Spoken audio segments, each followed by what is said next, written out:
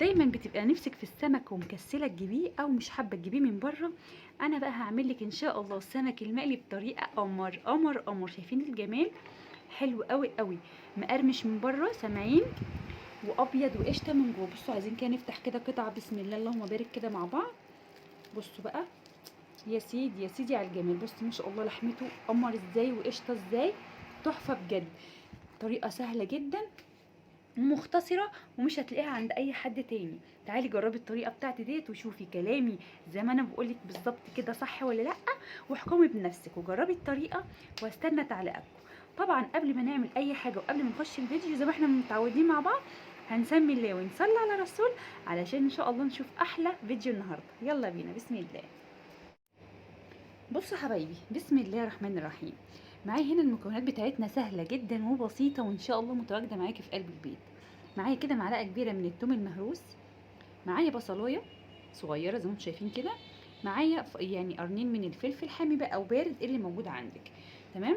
طيب بالنسبه للتوابل، معايا هنا كده معلقه من الكزبره، نص معلقه من الكاري، الكاري بيبقى حلو قوي قوي مع السمك.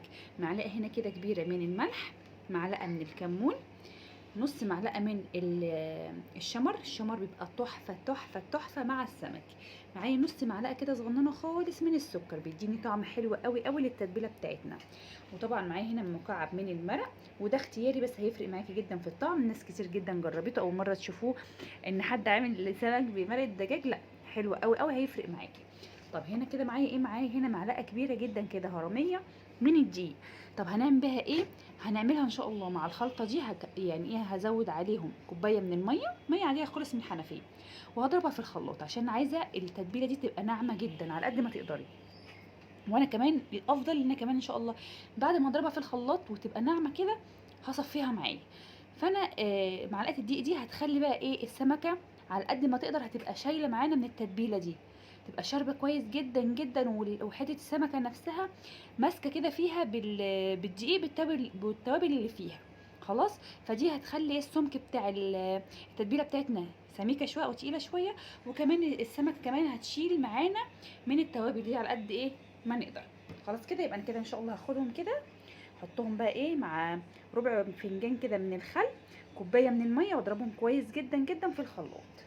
بصوا حبايبي، السمك جاهز معايا اهو، منضفاه زي الفل. عايزه بقى تعمليه بقى سليم، عايزه تقطعيه زي ما انا مقطعاه كده، إيه اللي يناسبك واللي يريحك. خلاص. معايا بقى ايه؟ بسم الله. الخليط بتاعنا اهو. بصوا انا ما صفيتهوش، لقيته ناعم جدا وضربته كويس جدا جدا كذا مره في الخلاط، لقيته الحقيقه مش محتاج اللي هو يتصفى ابدا اهو. بصوا شايفين؟ بصوا بقى معلقتين الدقيق، بصوا مخليني القوام بتاع الخلطه بتاعتنا حلو ازاي.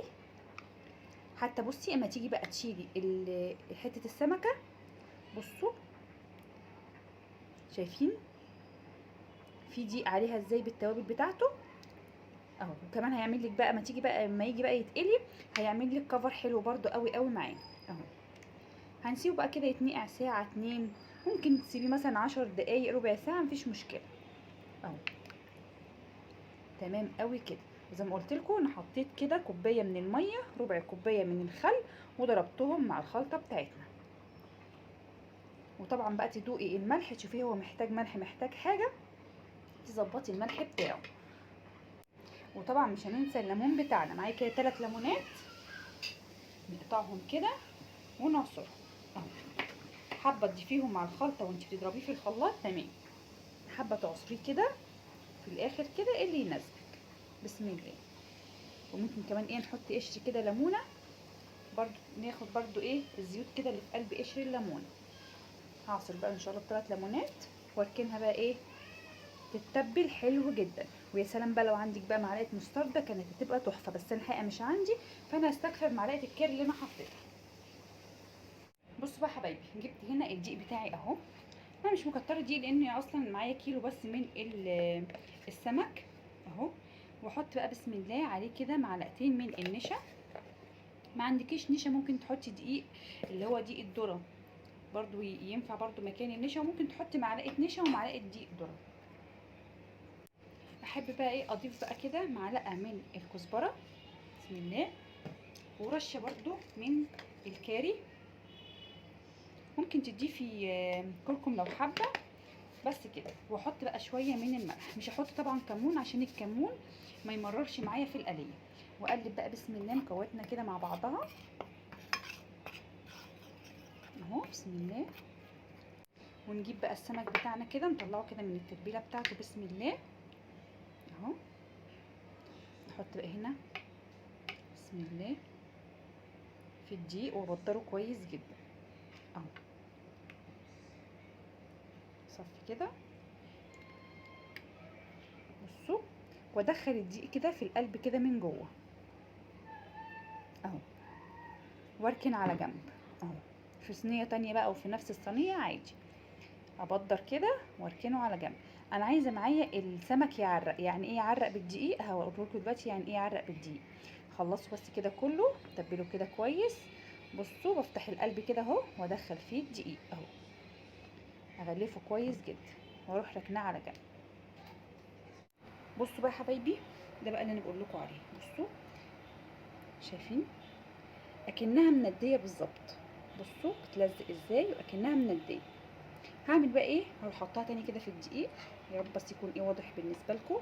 طبعا الطاسه هنا هي على النار وفيها طبعا الزيت، لازم ينزل في زيت سخن اهو. بسم الله. ابدرها كده تاني. ومعايا بقى ايه؟ الميه بتاعتنا والدقه اللي احنا اصلا كنا مطلعين منها السمك. اروح نازله كده من الناحيه دي بسم الله ومن الناحيه دي بسم الله، واصفي كده. شايفين؟ استنى اهو، واروح مصفيه كده. طبعا معانا زيت سخن، اروح نازله بسم الله في الزيت اهو. هعمل برضو نفس الطريقه اهو. بصوا، والدقيق برضو ادخله برضو في القلب كده من جوه، ابدر كده كويس. والميه بتاعتنا ما نرميش طبعا الميه دي، بدل ما نجيب ميه تاني من الحنفيه ونحط لها توابل. طب ليه؟ ما احنا معانا الميه والتتبيله بتاعتنا جاهزه اهي، فيها ليمون وفيها خل وفيها كل حاجه. وكمان الخل هيخليه كمان ما يشربش الزيت وهو بيتقلي في الطاسه، فدي افضل بكتير. يبقى كده وفرتي خل وليمون وتوابل. والقوام كمان بتاعنا ده بتاع العجينه بتاعتنا دي هيخليها ان شاء الله تاخد معاكي طبقه حلوه جدا ومقرمشه. طبعا ما قلبوش دلوقتي خالص الا لما احس كده اللي هو خلاص ابتدى ياخد لون ومسك نفسه، علشان ما يتكسرش معاكي. لان طبعا السمك المكرونه بيبقى لحمته طريه شويه، فايه المعامله معاه بيبقى يعني بحذر شويه عشان ما يتكسرش معانا واحنا بنقليه اهو. هعمل بقى كله ان شاء الله بنفس الشكل كده وهرجع لكم تاني. بصوا حبايبي اهو ما شاء الله. بصوا اخد لون قمر ازاي، تبارك الله ما شاء الله. قلبت الناحيه الثانيه لحد ان شاء الله برده ما يستوي. قبل ما اطلعه بقى كده ب10 دقايق او ب5 دقايق اخلي النار وسط تحتيه، وبعد كده ابقى اطلعه من الزيت اهو. هعمل بقى ان شاء الله الكميه كلها بنفس الشكل كده. خلاص كده حبايبي خلصت السمك بتاعي العسل قوي ده. بصوا شايفين الجمال ما شاء الله تبارك الله، حاجه كده تفتح النفس. ايه رايكم؟ حلو جدا جدا جدا وقرمشه بقى، سامعين؟ مفيش بعد كده اهو. تحفه تحفه تحفه ما شاء الله.